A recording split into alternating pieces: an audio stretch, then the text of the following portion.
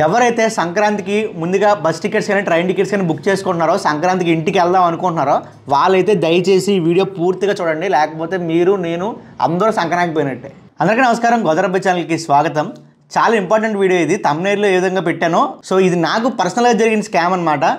ఇది అర్జెంటుగా మీ ఫ్రెండ్స్ ఎవరు ఉంటారో లేదా ఫ్యామిలీ ఎవరు ఉంటారో అందరికీ షేర్ చేయండి. ఎందుకంటే ఈ మొత్తం నేను ఒక షార్ట్ వీడియోలో ఎక్స్ప్లెయిన్ చేయొచ్చు, బట్ మీకు క్లియర్గా అర్థం కావాలి స్కామ్ ఎలా ఉంటుందని చెప్పేసి నేను ఒక ఫుల్ వీడియో అయితే పెడుతున్నాను. సో రీసెంట్గా ఏం జరిగిందంటే మీ అందరికీ తెలిసిందే, ప్రతి ఇన్ఫ్లుయెన్సర్గా ఒక ఇన్స్టాగ్రామ్ పేజ్ అనేది మెయింటైన్ చేస్తుంటాం మేము అందరం.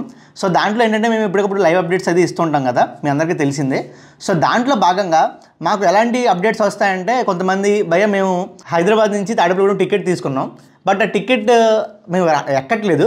సో మీరేంటంటే టికెట్ వేస్ట్ అయిపోతుంది కాబట్టి ఎవరికైనా ఉపయోగపడుతుంది, మేము హాఫ్ ప్రైస్కి ఇచ్చేస్తాం, ఆ టికెట్ మీ దాంట్లో స్టోరీ పెట్టండి, ఎవరొకరు యూజ్ అవుద్ది కదా అని చెప్పి మాకు జనరల్గా అయితే వస్తుంటాయి అనమాట, మెసేజ్ అయితే వస్తుంటాయి. అది నాకే కాదు, నేను చాలా ఇన్స్టాగ్రామ్ పేజెస్ ఎవరైతే మా ఇన్ఫ్లుయెన్సర్స్ ఉంటారో, లేకపోతే ప్రతి ఊరికి ఒక పేజెస్ ఉంటాయి అనమాట. కొన్ని పేజెస్ ఉంటాయి, ఇప్పుడు మాది తాడేపల్లిగూడెం లేదా హైదరాబాద్, ఐ లవ్ హైదరాబాద్ అని, వైజాగ్ అని, సో ఇలా డిఫరెంట్ పేజెస్ అయితే మెయింటైన్ చేస్తుంటారు. వాళ్ళకి కూడా ఇలా మెసేజెస్ చేస్తుంటారు అనమాట, భయ్య కొంచెం పెట్టండి టికెట్ వేస్ట్ అయిపోతుందని, బస్ టికెట్స్ అని, ట్రైన్ టికెట్స్ అని పెడుతుంటారు. నేను ఎప్పుడు గతంలో ఒకటి రెండు సార్లు అయితే స్టోరీ పెట్టాను, బట్ ఫస్ట్ టైం ఇవాళ ఎక్స్పీరియన్స్ చేశాను. సంక్రాంతికి కొన్ని లక్షల మంది హైదరాబాద్ నుంచి వాళ్ళ సొంతూర్లకి అయితే వెళ్తుంటారు. టికెట్స్ అనేవి ఎట్టి పరిస్థితుల్లో దొరకవు. ముఖ్యంగా ట్రైన్ టికెట్స్ అనేది 3 months క్రితమే ఎవరికాలు బుక్ చేసుకుని ఉంటారు. ట్రైన్ టికెట్స్ దొరికే ప్రసక్తే లేదు. అంటే దీని ఏమంటారు, ఇంత రష్లో మనం ఏంటి మెంటాలిటీ ఏముంటుంది, నాకైనా సరే, నేను కూడా గతంలో తెలిసిందే, అప్పు చేసైనా 1000 రూపాయల టికెట్ 10,000 అయినా సరే సినిమా చూడాలని ఎలా అనిపిస్తుందో, ఇంటికి వెళ్ళిపోవాలి, నేను సంక్రాంతికి మా ఇంటికి వెళ్ళిపోవాలని చెప్పి ఇంటెన్షన్తో ఎన్ని వేల రూపాయలు పెట్టినా టికెట్ తీసుకుందాం అనుకుంటాం. కొంతమందికి ఎలా ఉంటుందంటే train ticket train journey prefer చేస్తారు, బస్ టికెట్ ఎక్కకూడదు అంటే ఏసీ అలవాటు అయ్యి ఇలా రకరకాల రీజన్స్తో ట్రైన్ అనేది ప్రిఫర్ చేస్తారు, వాష్రూమ్స్ ఉంటాయని చెప్పేసి, సో సేఫ్, ఇలా రకరకాలుగా ఆలోచించి ట్రైన్ అయితే ఎక్కువ ప్రిఫర్ చేస్తుంటారు. ఈ పాయింట్ని ఈ స్కామర్స్ అనేవాళ్ళు చాలా క్యాచ్ చేస్తున్నారు. రీసెంట్గా నేను మీకు అన్ని స్క్రీన్ షాట్స్ పెడతాను. ఒక ఇన్స్టాగ్రామ్ అకౌంట్ నుంచి నాకైతే డిఎం వచ్చింది. నేను ఏం చేస్తానంటే, నాకు ఇన్స్టాగ్రామ్ నుంచి మెసేజ్ వచ్చినప్పుడు వాళ్ళు ఏదైనా స్టోరీ పెట్టమన్నా, లేకపోతే వాళ్ళు ఏదైనా ఫేవర్ అడిగినప్పుడు నేను వాళ్ళ హిస్టరీ ఒకసారి చెక్ చేస్తాను. అంటే వీళ్ళు మనకి ఇదివరకు ఏదైనా మెసేజ్ చేశారా, మనతో కాంటాక్ట్లో ఉన్నారా, లేదా ఇదే ఫస్ట్ టైమా. ఎందుకంటే డైరెక్ట్గా ఫస్ట్ టైం కలిసినప్పుడు ఎవడో మన ఫేవర్ అడగడం, మ్యాక్సిమం అడగరు. హాస్పిటల్ విషయంలో లైక్ యాక్సిడెంట్ అయింది ఇలాంటి విషయంలో అడుగుతారు. సో నేను చెక్ చేసేసరికి కొన్ని ఏదో నాకు ఓల్డ్ కన్వర్జేషన్ ఉందన్నమాట. సో నేను ట్రస్ట్ చేసి ఏం చేశానంటే, దాంట్లో ఏముందంటే మేము హైదరాబాద్ నుంచి కాకినాడ ఏదో ఉంది, వైజాగ్, సో అక్కడికి టికెట్ అయితే ఉంది, సెకండ్ ఏసీ అవైలబుల్గా ఉన్నాయి, 1070 రూపీస్ ప్రైస్ బ్రో, మేము వెళ్ళట్లేదు, సో మీరు కొంచెం టికెట్ పెట్టండి, ఎవరొకరికి హెల్ప్ అవుతుంది కదా అని చెప్పేసి నాకు చెప్పడం అయితే జరిగింది. సో నేనేం చేశాను, ఫోన్లో ఎవరొకరు హెల్ప్ అవుతుంది కదా, నన్నే పర్సనల్గా చాలామంది అడిగారు, ఎవరైతే తత్కాల్లో బుక్ చేయడం ఎలాగా, లేదా టికెట్ కావాలి ఇప్పుడు ఎలాగా, ఇలా చాలామంది క్వశ్చన్స్ అడిగారు. సో నేనేమనుకున్నాను, ఎవరికైనా యూజ్ అవుతుంది కదా, మనకు పావలా రాదు, తనకి పైసా రాదు, మనకి వాడెవడో కూడా మనకి తెలియదు, బట్ కేవలం మంచితనం అనే ఒక చిన్న వరస్ట్ కాన్సెప్ట్ అది. ఈ కాలంలో మంచితనం అనేది చాలా వరస్ట్ కాన్సెప్ట్ అది. సో ఆ కాన్సెప్ట్ పట్టుకుని నేను పెట్టాను. అంటే వాడికి టికెట్ వేస్ట్ అవ్వకుండా ఉంటుంది, ఎవడో వెళ్ళాలనుకున్న వాడికి ఈజీ అవుతుంది అనే కాన్సెప్ట్లో, టికెట్ వేస్ట్ అవ్వకుండా ఉంటుందనే కాన్సెప్ట్లో నేను పెట్టేశాను. స్టోరీ పెట్టిన తర్వాత నాకు చాలా డిఎమ్స్ వచ్చినాయి అనమాట, బ్రో మాకు కావాలి టికెట్ అని పెట్టారు, కానీ నేను పట్టించుకోలేదు. నేను డైరెక్ట్గా వాళ్ళకే మెసేజ్ చేయండి అన్నాను, ఎందుకంటే నాకు ఆ డీటెయిల్స్ అన్నీ తెలియవు, ఎన్నింటికి ట్రైన్ ఏంటి ఇదంతా నేను పట్టించుకోలేదు, నా పనిలో నేను ఉన్నాను. నిన్న నాకు ఒక మెసేజ్ వచ్చింది, భయ్య మీరు ఎవరైతే స్టోరీ పెట్టారో అతనికి నేను మనీ పంపించేశాను, బట్ అతను నాకు రెస్పాండ్ కావట్లేదు, ఒకసారి మీరు మెసేజ్ చేయండి భయ్య అని చెప్పి నాకైతే ఒక డిఎం అయితే వచ్చింది. ఇంకా అతని పేరు నేను బ్లర్ చేస్తున్నాను, ఎందుకంటే నాకు చెప్పిన వాళ్ళు కూడా కొంచెం వాళ్ళు ఇన్సెక్యూర్ ఫీల్ అయి ఉంటారు, వాళ్ళు కూడా ప్రైవసీ కావాలి కాబట్టి నేను వాళ్ళ పేరు అయితే చెప్పట్లేదు. బట్ స్టిల్ నాకు ఇలా డిఎం వచ్చింది కదని చెప్పి నేను కొంచెం ఖాళీగా ఉన్నాను, రెస్పాన్సిబిలిటీ తీసుకొని. సో మనం స్టోరీ పెట్టాం కాబట్టి నేను అతనికి మెసేజ్ చేశాను. మెసేజ్ చేయగా నేను ఏం పెట్టా తెలివిగా, నాకు కొంచెం డౌట్ వచ్చింది, ఇదేంటి ఎక్కడో డైరెక్ట్గా ఇవ్వాల్సిన పని లేదు, జస్ట్ మనకు వాట్సాప్లో సెండ్ చేస్తే అయిపోతుంది, సో ఈజీగా వెళ్ళి వచ్చేస్తుంది. ఇవ్వకపోవడానికి రీజన్ ఏదో ఉండే ఉంటుందని చెప్పేసి నేను ఏం చేశానంటే అతనికి డిఎం చేశాను, భయ్య టికెట్స్ ఉన్నాయా, ఇంకా టికెట్స్ ఉన్నాయా అని మెసేజ్ పెట్టి డైరెక్ట్ పెడితే మనం నాకు ఏం రిప్లై ఇచ్చాడు, లేవు బ్రో అని పెట్టాడు. అప్పుడు నాకు జెన్యూనే, ఒకవేళ ఉన్నాయంటే నన్ను కూడా స్కామ్ చేద్దాడు కదా, సో ఉన్నాయనుకున్నాను. బట్ నేనేం చేశానంటే అతని నెంబర్కి కాల్ చేశాను, నాకు రింగ్ కావాలా, మళ్ళీ కాల్ చేశాను, రింగ్ అయింది. ఎవరు అన్నాడు, భయ్య నేను ఇలా గోదావరి మాట్లాడుతున్నాను, మీరు అంటే బ్రో చెప్పండి బ్రో అన్నాడు.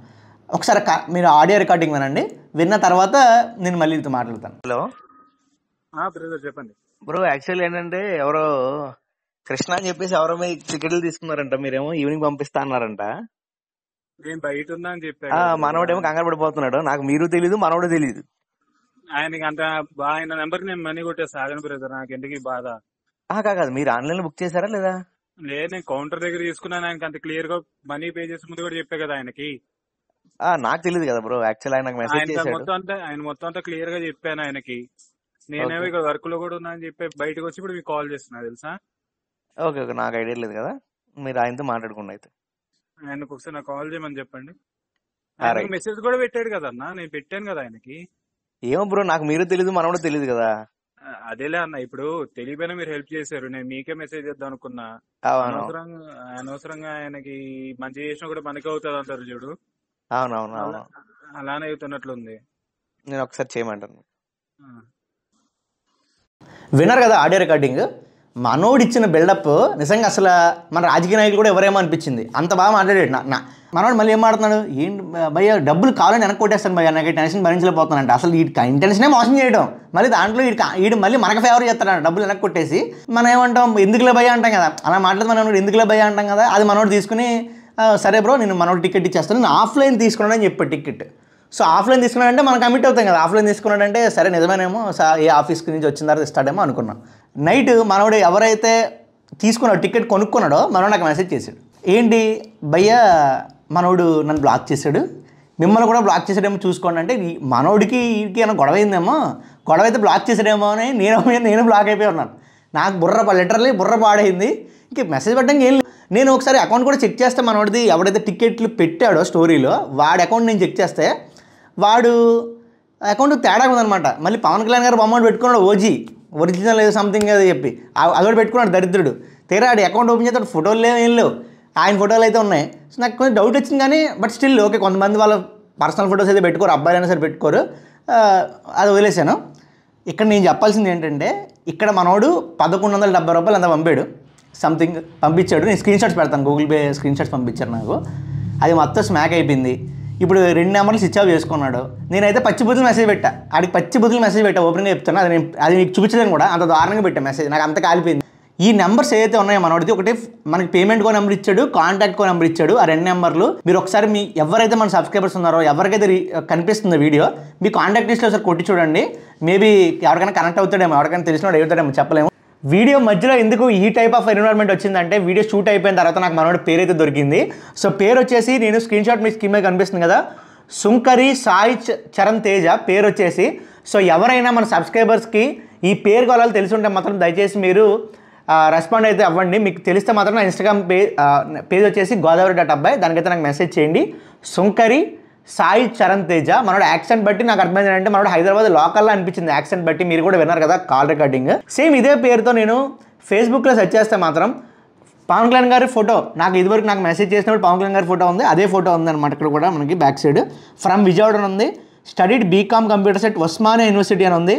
ఇంకా మరీ పూర్తిగా మరి ఇది కాకపోతే మళ్ళీ ఆయన ఫీల్ అవుతారేమో, మనకు తెలియదు, చెప్పలేము. మరి దొంగ ఎవడం మనం చెప్పలేని పరిస్థితి. బట్ సుంకరి సాయి చరణ్ తేజ అదే పర్సన్ మీకు తెలిసిండి, మీ స్క్రీన్ మీద కనిపించే నెంబర్కి మ్యాచ్ అయితే మాత్రం దయచేసి నాకు ఇన్స్టాగ్రామ్లో ఒక్క మెసేజ్ చేయండి. మనోడు ఫోటో పంపించండి చాలు, నాకు ఇంకేం అవసరంలా. మనోడు ఫోటో పంపించండి, మనం ర్యాంప్ వేద్దాం. ఇంకొక మోరల్ ఏంటంటే, దయచేసి ఎక్కడ టికెట్స్ ఉందన్నా మీరు తీసుకోవద్దు. ఒకవేళ తీసుకున్నా సరే ఇబ్బందే, ఎందుకంటే తప్పని పరిస్థితుల్లో తీసుకోవడం తప్ప. మనం ఒక ఏజ్, ఒక నేము, ఒక జెండర్ ఇచ్చేసి ఉంటాం ఒకటి ఆల్రెడీ. టికెట్ కలెక్టర్ పట్టించుకోడు అనే ధైర్యంతో మనం ఈ టికెట్ తీసుకుంటున్నాం. ఒకవేళ సీరియస్గా వచ్చి మీ ఆధార్ కార్డు చూపించండి అంటే బొంబాయి ఏం లేదు. ఎందుకంటే మనం టికెట్ బుక్ చేసుకున్నప్పుడు ఒక డీటెయిల్స్ అనేది ఇస్తాం. దయచేసి ఒకవేళ దీంట్లో జెన్యూన్గా టికెట్ ఎవరికైనా ఇద్దాం అనుకున్న వాళ్ళు కూడా ఇవ్వద్దు, మానేయండి. పోతే పోయింది టికెట్. కొందాం అనుకున్నాడు కూడా కొనద్దు, అది మానేయండి. నాకు ఇంకో డౌట్ కూడా వచ్చింది, ఒకవేళ మనమే ఐఆర్సిటీసీ దాంట్లో ఫోటోషాప్ చేసి టికెట్స్ ఉన్నట్టు మనం చేంజ్ చేసేసి పెట్టేస్తే మనమే చేంజ్ చేస్తాం అనుకుంటాడు. First of all basic point అది, మనం చేసిందే తప్పు పని. మళ్ళీ దాంట్లో మనం పేరు చేంజ్ చేసుకున్న దగ్గర పెట్టామంటే మాత్రం ఇంకా కథమే, ఇంకా అక్కడితో క్లోజ్. ఇంకా రైల్వే యాక్ట్లో ఉంటాయి, మీ అందరికీ తెలిసిందే. పర్సనల్గా నాకు బాగా ఎక్స్పీరియన్స్. సో నా సిన్సియర్ రిక్వెస్ట్ ఏంటంటే, దయచేసి ఎవ్వరూ ఏ ఇన్స్టాగ్రామ్ పేజ్ని, ఏ యూట్యూబ్ ఛానల్ని, ఏ వాట్సాప్ని, ఏ టెలిగ్రామ్ ఛానల్స్ని చూసి టికెట్లు తీసుకోవద్దు. సో ఇన్స్టాగ్రామ్ పేజెస్ ఎవరైనా అడ్మిన్స్ చూసినట్లయితే దయచేసి మీరు కూడా సేవ మానేయండి, ఈ ప్రజాసేవ మానేయండి. సో మన ఛానల్ సబ్స్క్రైబ్ తప్పకుండా సబ్స్క్రైబ్ చేయండి. కింద బెల్ ఐకాన్ నోటిఫికేషన్ కోసం సబ్స్క్రైబ్ చేయకపోయినా ఫస్ట్ ఈ వీడియో షేర్ చేయండి. Thank you friends, thank you watching this video. Bye.